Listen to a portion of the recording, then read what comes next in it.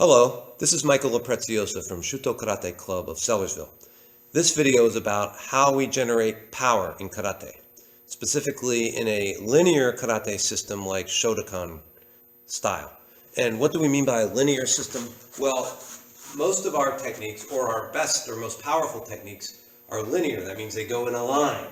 So the most obvious one is the stepping punch. Well, the punch itself goes in a line, and then when we step, we put the momentum of our body moving, add that to the movement of the punch, and we get the stepping punch technique. Another, probably our most powerful technique, the thrust kick, is also obviously a linear technique. And I can't do it right now. I have not had my hip replacement surgery yet, but the thrust kick is thrusted out in a straight line. Another one is the front snap kick, which doesn't seem like it's a linear technique. It goes like this, but really,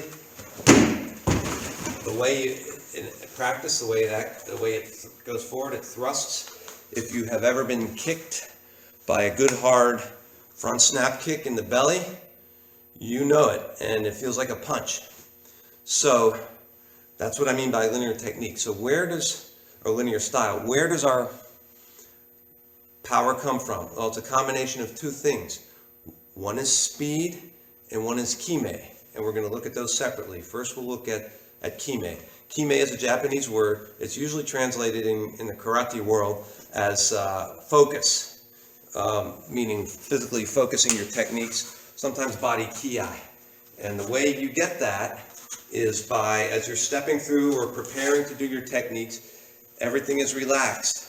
Everything, your upper body is relaxed, and most of your lower body is relaxed. But then when you finish the technique, at the very moment it finishes, whether you're striking something or whether you're just doing it in the air, everything tenses in your body. Everything from your toes to your fingers, your shoulders, your ears, your eyes. That body ki, or tensing everything, makes you very rigid. And the difference between not having that tension and having it is like the difference between hitting Bob with a pool noodle. This would be no kime, and this would be using kime. So, how do we practice to get kime? It's actually hard. And I'm actually wearing this stuff for part 2 of this video about speed. And so how do we get the kime? Well, I have a method for training that because it's hard. If you try to teach someone to use body tension, they'll probably move and be tense. Most people are tense when they move. So you have to teach them, as beginners, they're tense. And even for a long time, it takes us a long time to get that combination of relaxation and then boom, tension at the last minute. So the way I like to train that is by picking a kata, one of the kata that you know well, and do it 4 times. The first time you do it totally relaxed. Just do Heian Shodan. Move Bob back a little bit here. Do the Heian Shodan. I'm totally relaxed. I'm breathing, of course. I forgot to add with the body the kime. You exhale when you're doing your technique through your mouth, and then tense everything at the end of that breath. So, anyway, you always should be practicing like that with that kind of breathing. So first time you do the kata, just do it totally relaxed. Breathing. Slow and relaxed, no tension. That's number 1. Second time you do it slowly again with the breathing, but this time you're tensing everything at the very end of the technique. Tense your whole body from, like I said, from your top of your head to your toes, but for a short time, just a split second. So slowly. The next technique. So notice I'm going very slowly, and I'm breathing out, and then squeeze everything just for an instant, and then relax again and go to the next technique. That's the second way. That's the second time you do it. First time totally relaxed, second time totally relaxed and slow, with a complete body kime at the end of each move. Then the third time, just do it 3/4 speed, combining both the relaxation and the tension. So 3/4 speed, hand Shotokan.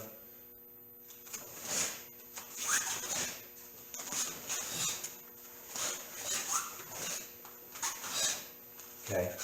Then the fourth time, do it at your regular rate. Do it at your regular rate, combining the total relaxation, as much speed as you can use, and then the body kime just for a moment at the end.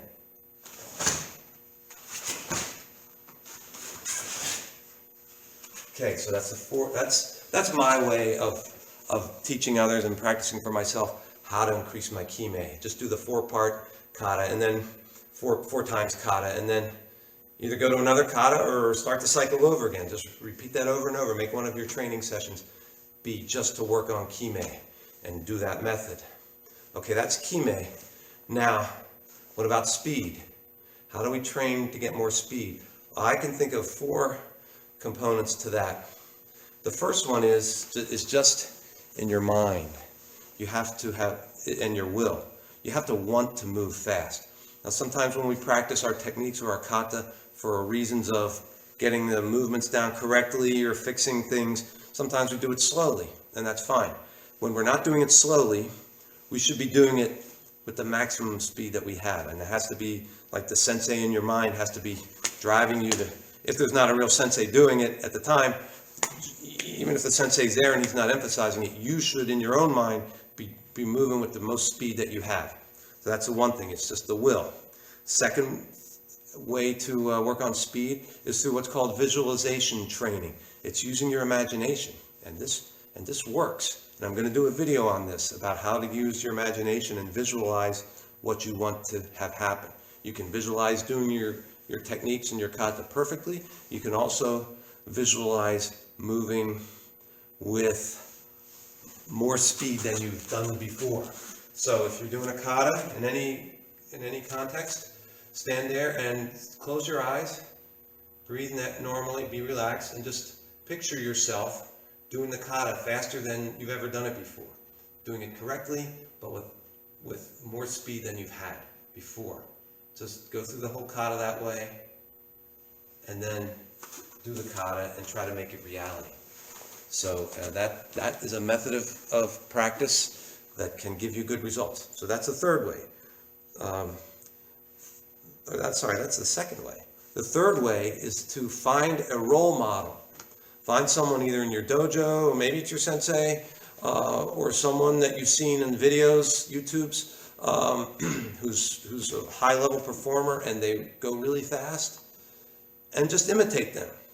When I was coming up through the ranks, white belt, yellow, green, purple at 45th Street in West Philadelphia, and I picked like a couple of guys who were really fast, and I pretended I was them when I was doing my karate. And for a long time I did that, and that also helps. That's also a way of using your imagination. The fourth way is not imagination, it's actually by the way that you train, and that's what these are for. You can use training aids, like these are weights. I don't know how much these weigh, but I know this vest here weighs 8 pounds.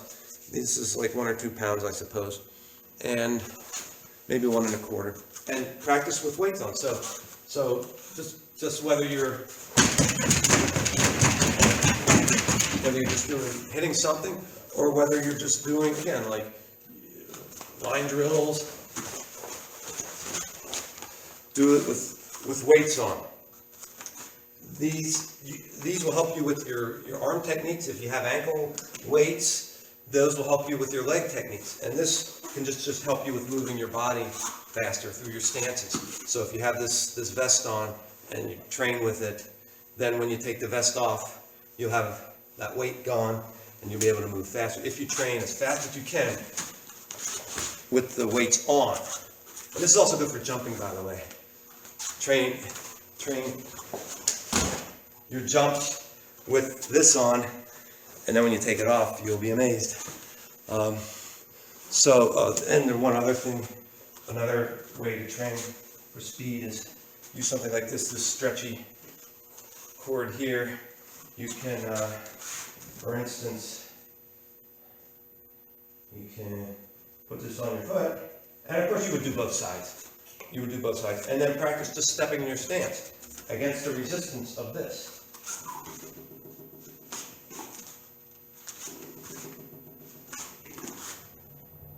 And of course, the more you stretch it, the more resistance it will be. So I come out a little further, it's pulling, it's more resistance. You can also practice things like ashibadai, foot sweeps, if you're into sparring. And you can also practice your kick, of course, your front snap kick. So, and of course you can use this for your punches too. This way. So here, stretch a little more. So combined with the wrist weights, do a lot of repetitions of those. Sometimes in your training, if you have these available, sometimes train that way. Do a whole class with the vest on, or do a whole class with ankle weights, or a whole class with these wrist weights, or all of the above. So the 4 ways to that I imagine to increase speed is to have the will to do it as fast as you can all the time. Number 2, use visualization to imagine yourself moving fast. Number 3, have a role model that you imitate. And number 4, train with training aids like this that add weight or add resistance to you. So speed plus kime equals power.